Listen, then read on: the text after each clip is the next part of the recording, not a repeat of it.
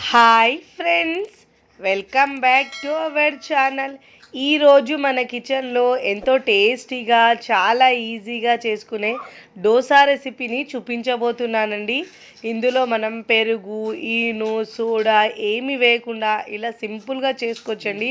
Taste అయితే చాలా అంటే చాలా బాగుంటుందండి. దూది లాంటి మెత్తటి దోశలు వస్తాయండి. ఇలాగైనా చేస్తే మీరు 1కి 4 తినేస్తారండి. టేస్ట్ అయితే అంత బాగుంటుందండి. సాఫ్ట్గా చాలా చాలా బాగుంటాయండి. ఎప్పుడు చేసే దోశలు కాకుండా ఒక్కసారి ఇదే విధంగా చేయండి, చాలా బాగా నచ్చుతుందండి. మళ్ళీ మళ్ళీ చేయమంటారండి. రుచి అంత బాగుంటుంది. మరి లేట్ చేయకుండా చాలా టేస్ట్గా ఇంకా మెత్తటి దూది లాంటి ఈ దోశలను తయారు చేసే విధానాన్ని చూద్దాం. ముందుగా ఇక్కడ నేను దోశల కోసం ఒక పెద్ద గిన్నె తీసుకున్నానండి. దీంట్లో నేను గ్లాస్ కొలతలతో తీసుకుంటున్నాను. ఇక్కడ 5 గ్లాసుల రేషన్ రైస్ తీసుకుంటున్నానండి. ఒకవేళ మీరు ఇడ్లీ రైస్ అయినా తీసుకోవచ్చండి. ఇప్పుడు ఇలా 5 గ్లాసుల రేషన్ రైస్ తీసుకోవాలండి.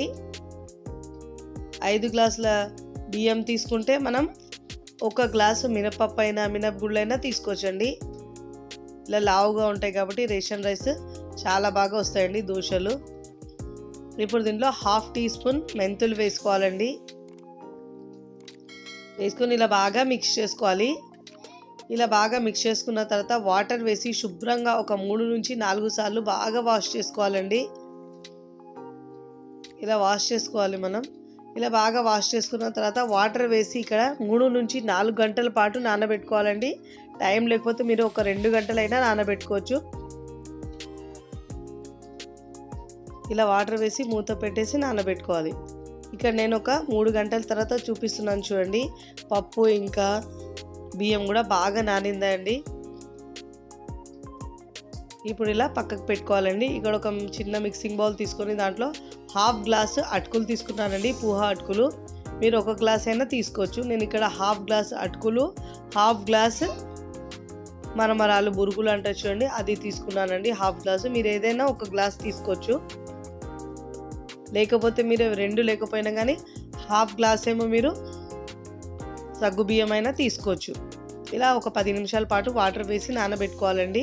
2 గ్లాసుల వాటర్ వేసి ఏ గ్లాస్తో మనం తీసుకున్నామో అదే గ్లాస్తో. ఇక్కడ మిక్సీ జార్ తీసుకొని ముందుగా నానబెట్టుకున్న బియ్యంని మనం గ్రైండ్ చేసుకోవాలండి. మెత్తగా వీలైనంత వరకు గ్రైండ్ చేసుకోవాలి. ఇలా మెత్తగా గ్రైండ్ చేసుకొని ఒక పెద్ద గిన్నెలోకి తీసుకోవాలండి. ఇలా ఇదే విధంగా మిగతా పిండిని మొత్తం గ్రైండ్ చేసి తీసుకోవాలండి. ఇప్పుడు లాస్ట్లో నేను అటుకులు ఇంకా బురుగులు ఉన్నాయి కదా అది వేసి దాంట్లో కాస్త బియ్యం మిగిలింది అది కూడా వేసి మెత్తగా వీలైనంత వరకు పేస్ట్లా గ్రైండ్ చేసుకోవాలండి. ఇలా గ్రైండ్ చేసుకొని చూడండి. ఇలాంటి నురగలు వచ్చేసి చూడండి మనం గ్రైండ్ చేసుకున్న పిండిలో. ఇలా నురగలు వస్తే పిండి కన్సిస్టెన్సీ కరెక్ట్గా ఉన్నట్టండి. ఇప్పుడు ఇలా మొత్తం పిండిని గ్రైండ్ చేసుకొని అదే బౌల్లోకి తీసుకోవాలి. ఇదే విధంగా మొత్తం పిండిని గ్రైండ్ చేసుకొని మనం గిన్నెలోకి తీసుకోవాలి. ఇక్కడ చూడండి సీక్రెట్ ఇంగ్రీడియంట్ అండి. ఇది వేస్తే మనకు దోశలు చాలా మెత్తగా దూదిలాగా వస్తాయండి. ఇక్కడ నేను 1 టీ స్పూన్ దాకా మైదా తీసుకున్నానండి. దీంట్లో ఒక 1/2 కప్పు దాకా వాటర్ వేసి ఉండలు లేకుండా బాగా మిక్స్ చేసుకోవాలండి. ఒకవేళ మీకు మైదా వేయడం ఇష్టం లేకపోతే స్కిప్ చేసినా పర్వాలేదండి. ఇది వేయడం వల్ల టేస్ట్ చాలా బాగా వస్తుంది. ఇంకా మెత్తగా సాఫ్ట్ దూదిలాగా వస్తాయండి. ఇప్పుడు ఇలా పిండిలో వేసుకొని బాగా మిక్స్ చేసుకోవాలి పిండిని మనం. ఇలా మైదా వేయడం వల్ల చాలా సాఫ్ట్గా స్పాంజీగా వస్తాయండి దోశలు. ఇలా పిండిని మనం బాగా మిక్స్ చేసుకొని మూత పెట్టేసి ఓవర్ నైట్ మనం పిండిని పులవనివ్వాలండి. ఇలా ఫార్మెంట్ అయితే బాగా సాఫ్ట్గా వస్తాయండి దోశలు. కింద నేను ఇలా ప్లేట్ పెట్టుకున్నానండి. ఒకవేళ పిండి పొంగినా ప్లేట్లో పడుతుందండి. ఈ టిప్ మీకు యూజ్ అవుతుందని అనుకుంటున్నానండి. కింద ప్లేట్ పెడితే ఒకవేళ పులిస్తే కూడా పిండి ఎక్కువైతే కిందికి వచ్చేస్తుంది. చూడండి ఇక్కడ నేను ఓవర్ నైట్ తర్వాత చూపిస్తున్నాను చూడండి. పిండి ఎంత బాగా పులిసిందో, చాలా బాగా పులిసిందండి. ఇలా బాగా మిక్స్ చేసుకున్న తర్వాత కాస్త పిండిని మనం వేరొక మిక్సింగ్ బౌల్లోకి తీసుకోవాలండి. మిగతా పిండిని మనం ఫ్రిడ్జ్లో పెట్టుకొని నెక్స్ట్ రోజైనా వేసుకోవచ్చు దోశలు మనం. ఇలా సగం పిండిని మనం ఒక బౌల్లోకి తీసుకోవాలండి. మిగతా పిండిని మూత పెట్టేసి ఫ్రిడ్జ్లో ఉంచుకోవాలండి.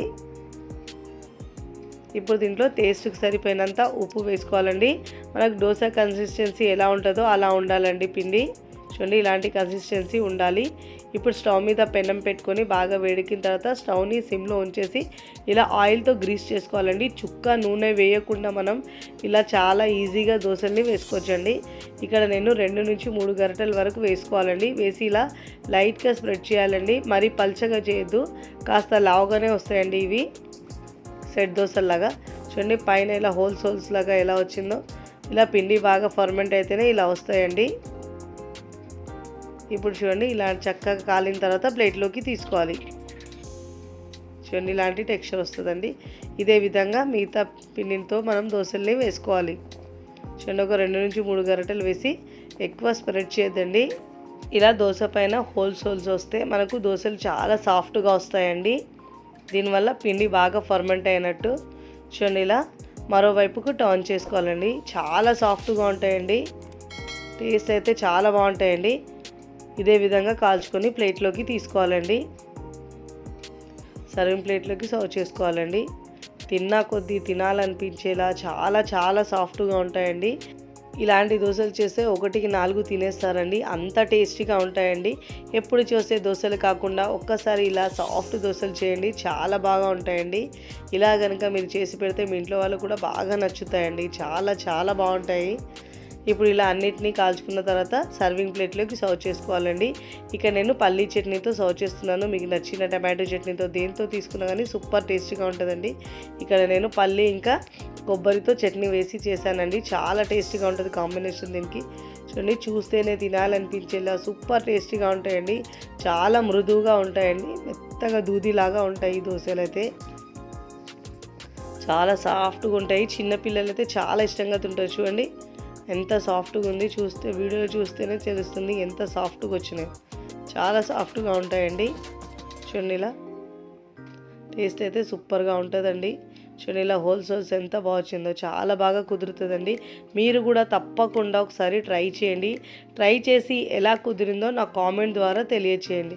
వీడియో నచ్చితే లైక్ చేయండి, ఫ్రెండ్స్ ఫ్యామిలీకి షేర్ చేయండి. మరికొన్ని టేస్టీ సింపుల్ క్విక్ రెసిపీస్ కోసం టీ కిచెన్ని సబ్స్క్రైబ్ చేసుకోండి. Thanks for watching.